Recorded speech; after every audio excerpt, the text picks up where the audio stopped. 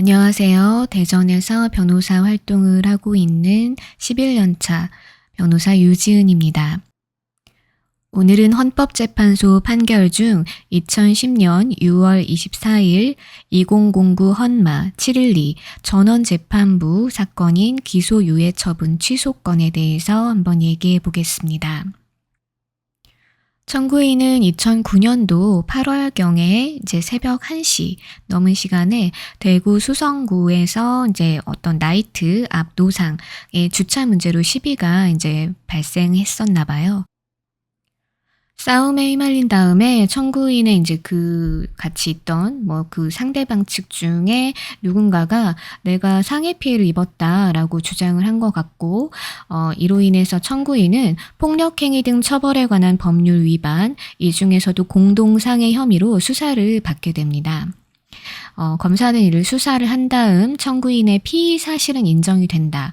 그러니까 범죄는 인정이 된다라고 하면서도 사안이 그리 중요하지 않고 정상을 참작할 이유가 있다는 점을 들어서 2009년 10월 14일경 기소유예 처분을 합니다.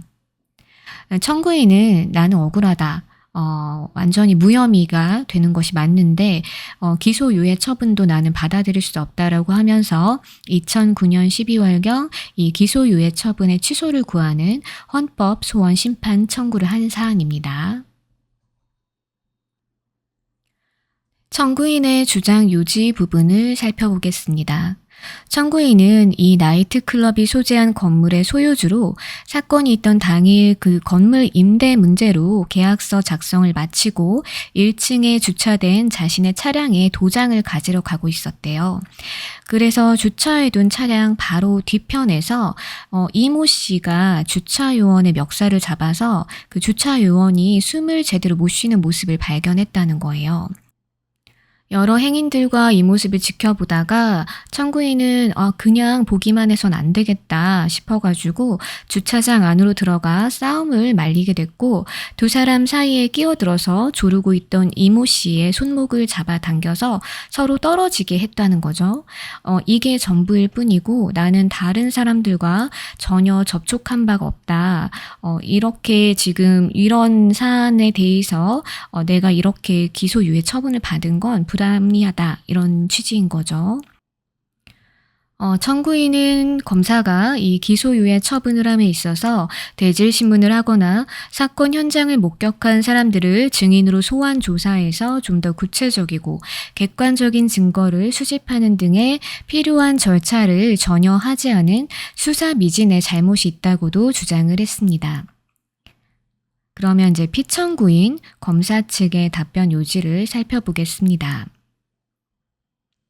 검사 측은 청구인이 일단 이모 씨의 태도를 비난하는 한편 손목을 잡아당긴 사실은 인정을 하고 있다. 그러니까 이제 요거는 위법한 폭행에는 해당이 된다는 거죠.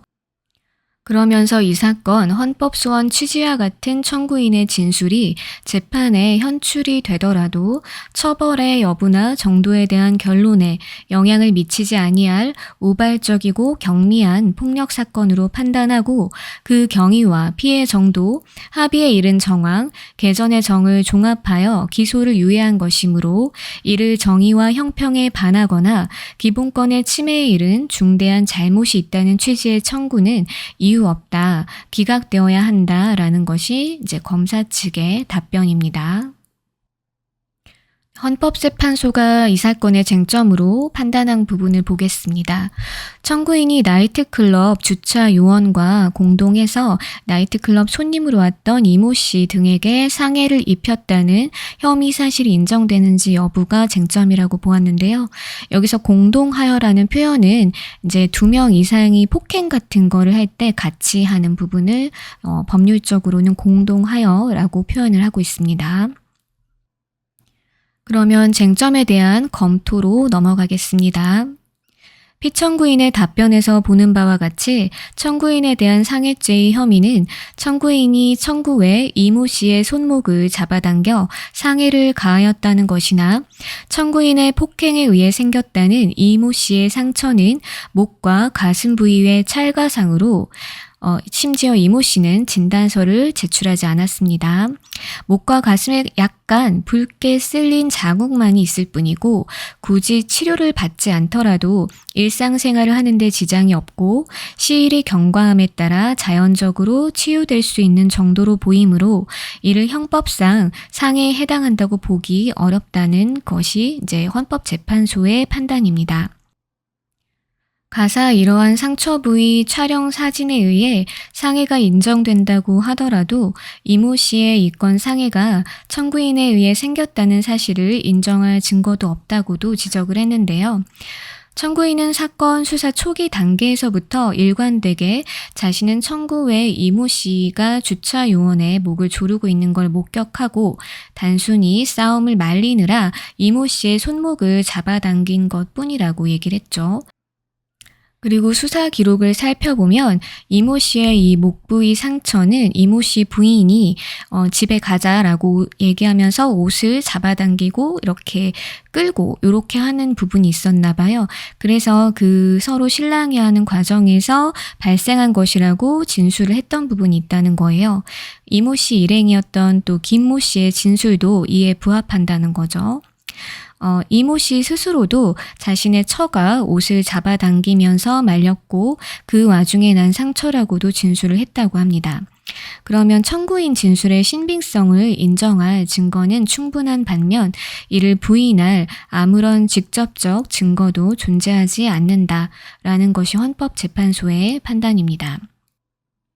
이 사건 처분에 적용된 폭력행위 등 처벌에 관한 법률 제2조 제2항에 2인 이상이 공동하여 상해의 죄를 범한 때라고 함은 그 수인 간의 소위 공범관계가 존재하는 것을 요건으로 하고 수인이 동일 장소에서 동일 기회에 상호 다른 자의 범행을 인식하고 이를 이용하여 범행을 한 경우임을 요하는 바 청구인이 가사 싸움을 말리는 과정에서 이모 씨에게 그와 같은 상해가 났다고 하더라도 청구인에게 상해의 고의가 있었다고 볼 수 없다.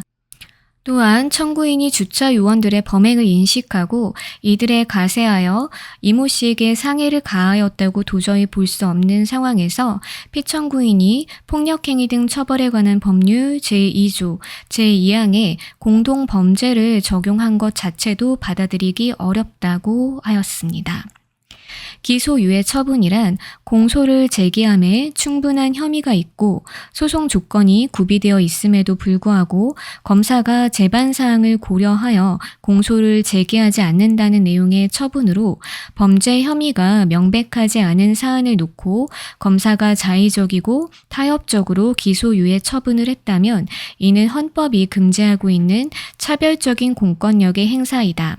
특히 기소유예 처분은 훗날 재기소의 여지를 남겨두므로 오히려 혐의 사실에 대해 공소가 제기되어 재판을 통해 무죄 판결을 받아 완전히 범죄의 혐의를 벗어나는 것보다 더 불리할 수도 있으며 법률적, 사실적 측면에서 유죄 판결에 준하는 취급을 받게 되어 사회생활의 유무형에 불이익과 불편을 주는 것이 사실이므로 검사가 이러한 처분을 함에 있어서는 비록 사안 자체가 경미하다고 하더라도 피의 사실의 인정 및 법령의 적용에 있어서 신중하여야 하며 현출된 증거가 유죄를 인정하는 데 부족하다면 단순히 재량적, 심정적 판단으로 혐의를 인정할 것이 아니라 무죄 추정의 원칙 및 형사증거법의 원칙에 따라 혐의 인정 여부를 판단하거나 추가적인 조사를 통하여 사실을 규명하는 것이 헌법상 제원칙에 부합한다. 그렇다면 이 사건 기소유예 처분은 청구인의 일관된 변소를 부인할 아무런 직접적 증거도 없는 상황에서 청구인과 위 이모 씨 등에 대한 대질 신문이나 이해 관계인이 아닌 제3자의 목격자가 있었는지 등에 대한 면밀한 조사 없이 만연히 청구인의 혐의를 인정한 것인 바 이는 피의 사실의 인정 및 법령의 적용에 있어 청구인의 평등권과 행복 추구권을 침해한 잘못이 있다고 하지 않을 수 없다. 이렇게 헌법재판소는 검사의 기소유예 처분이 청구인의 평등권 그리고 행복 추구권을 침해했다고 본 것입니다. 결론. 그렇다면 청구인의 이 사건 심판 청구는 이유 있으므로 이 사건 기소유예 처분을 취소하기로 하여 관여 재판관 전원의 일치된 의견으로 주문과 같이 결정한다. 주문. 피청구인이 2009년 10월 14일경 대구지방검찰청 2009 형제호 사건에서 청구인에 대하여 한 기소유예 처분은 청구인의 평등권과 행복 추구권을 침해한 것이므로 이를 취소한다. 네, 이렇게 해서 청구인은 검사에 의해 이루어진 자신에 대한 부당한 기소유예 처분을 이제 헌법 소원을 통해 취소 처분을 받은 것으로 확인이 되고 있습니다. 지금까지 들어주셔서 감사합니다.